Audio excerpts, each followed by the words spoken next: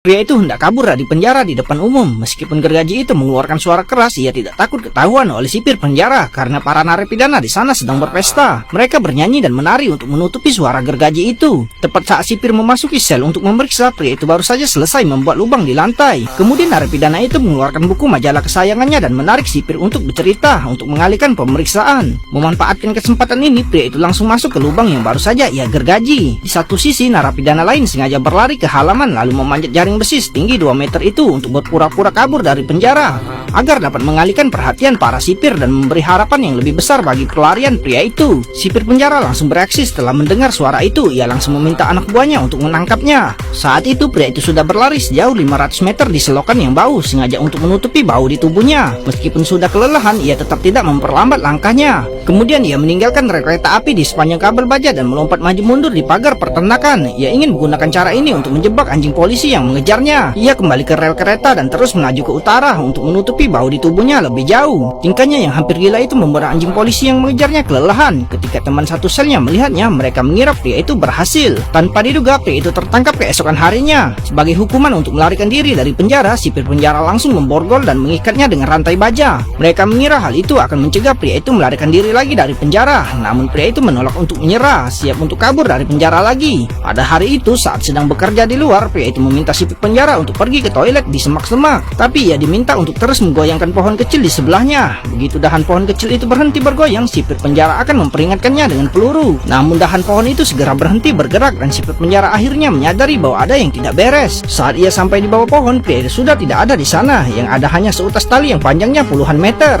Pria itu telah berlari ke rumah seorang pengembala di dekatnya dan meminjam kapak gunung dari anak kecil itu dan dengan mudah memotong rantai yang berat itu. Kemudian ia menaburkan bubuk cabai yang dibawa oleh anak itu pada jejak kaki. Anjing polisi itu segera mengikuti baunya, tapi mereka sudah bersin karena bubuk cabai itu. Setelah beberapa saat, narapidana itu tiba-tiba menerima majalah dari kota lain yang juga berisi foto pria itu dan seorang wanita cantik.